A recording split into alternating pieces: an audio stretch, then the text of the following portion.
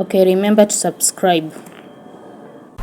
To my surprise, it was my husband holding a Maasai sword that had blood.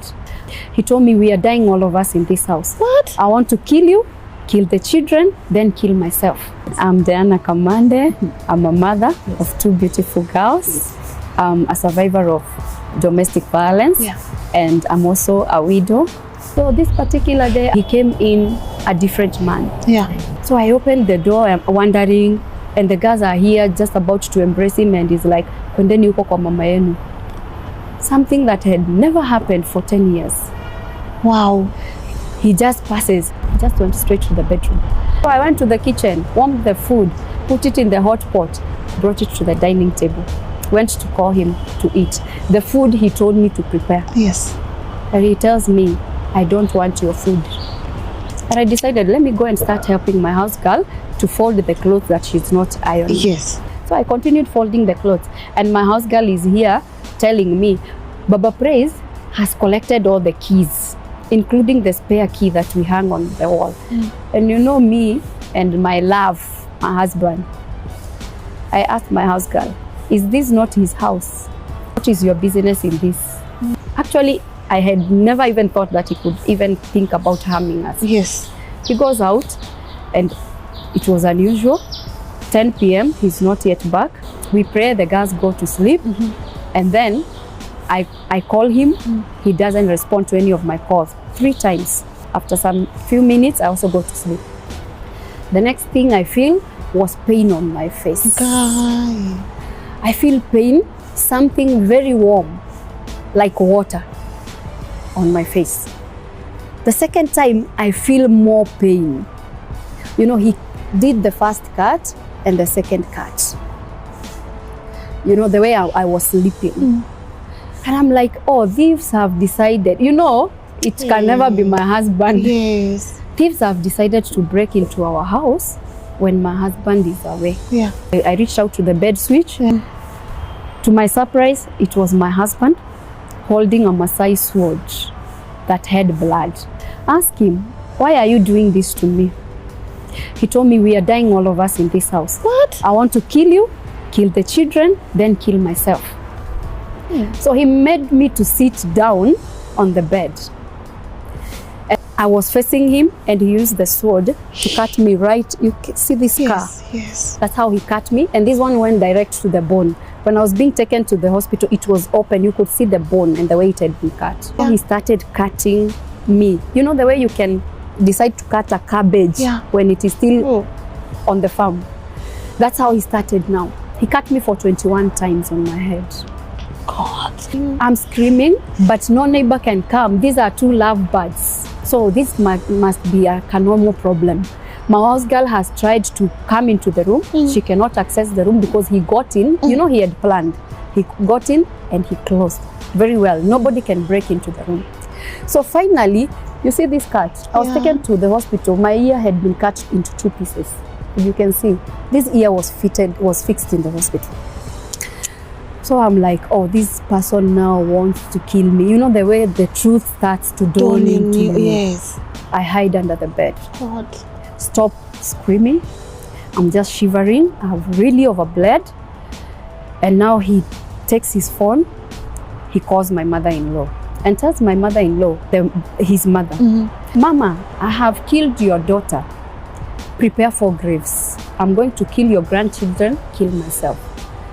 I don't know what the mother responded, because the second phone call was to his employer. Okay. I've killed my wife. I want to kill the children, kill myself, look for another employee.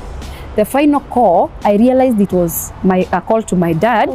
So I had, Mzee, nimemuua.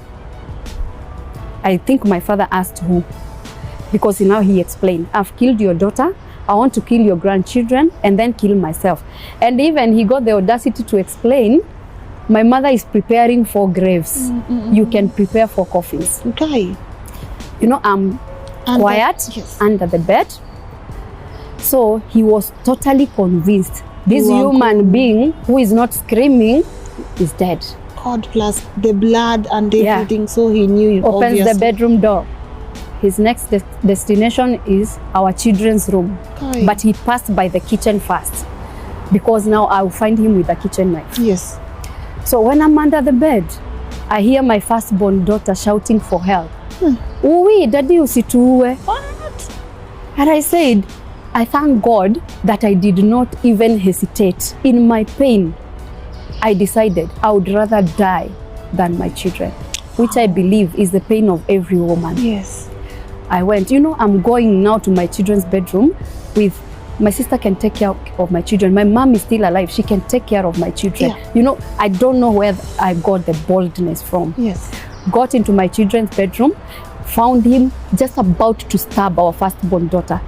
Before you continue watching, please remember to like, to share, to subscribe, and to, you know, click on the post notification button so that you don't get to miss out on more videos. Also, remember to comment, to share your concerns, and to share anything that you have in mind. Thank you. Found him just about to stab our firstborn daughter. He had already made him to sleep facing up. My house girl at this point had gotten a spare key in my handbag. So I'm here in my daughter's bedroom. Oh. And he looks at me in disbelief. His hands shiver, shaking terribly. The knife falls down. No, he first points me with the knife. Yani wewe haujakufa. And I remember I told him I will not die. You know, he was still angry. Yes. The mission is not accomplished. Yes. And where she's still where, standing yeah. here. Oh. My sister and my brother-in-law just gets in at that time. My sister never used to live so far. Yeah.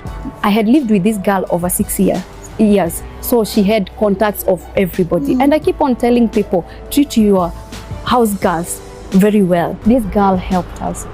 She called my sister, she called my dad, she called everybody and told my dad it was true. Yeah. My sister and my brother-in-law are here.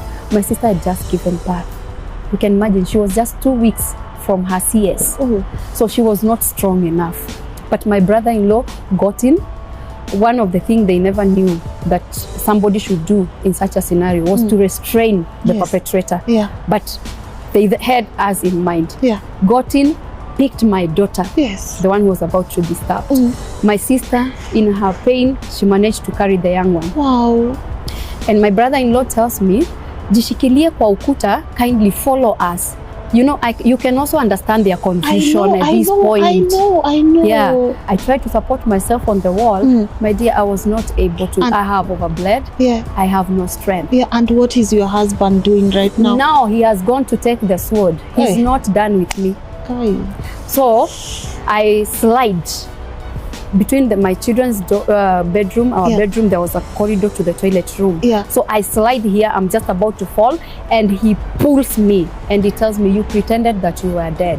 I'm taking you back to the bedroom. I have to kill you. We are dying, both of us, in this house." It was just a death mission. So God gave me strength, because you can imagine somebody who is so angry. Nobody has harmed him. I'm already harmed, hurt, and he has been trying to pull me, but God gave me strength. He was not able to move me. I was there like Ulikatalia hapo. I don't know where the strength came from. He tried to pull me. He was even shaking me to pull me and get me back to the bedroom. God gave me the strength. And he said, nitakukata shingo, and took the sword. When he was just about to cut my neck, nitakukata shingo, and took the sword. When he was just about to cut my neck, it's when you see this part of my arm. Do you know the way you break a sugar cane or a piece of wood using your knee? Yes. That's how I felt pain. This is not a bone. Yeah. I'm fitted. This is like a bolt that was fitted. All these, I have 7 metal plates running down in my hand. Because you know the way somebody now starts cutting you like he's cutting a piece of firewood. Okay. When I was being taken to hospital, this part of my arm was hanging down. Yes. And imagine in all this, God did not allow me to die, because my day had not come. So my brother-in-law, in his confusion, realizes this woman did not follow us. Yes. What happened? He asks one of the neighbor and tells one of the neighbor, this is serious, let's go. So this neighbor comes together with my brother-in-law. And at this point, he's so angry, they have come to rescue me. He cuts my brother-in-law on his hand. It was just a minor cut. But my brother-in-law, you know, everybody fears death, decided to leave. Yeah. So my neighbor, I thank God for my neighbor. He was a man and he didn't mind.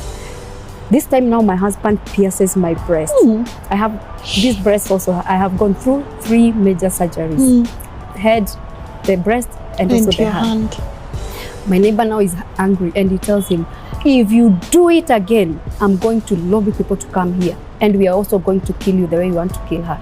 My neighbor carries me like a baby. And when we get outside the living room door, I tell him now I can walk. So he supports me, takes me to the nearby dispensary. Thank God the doctor there was my friend. Yeah.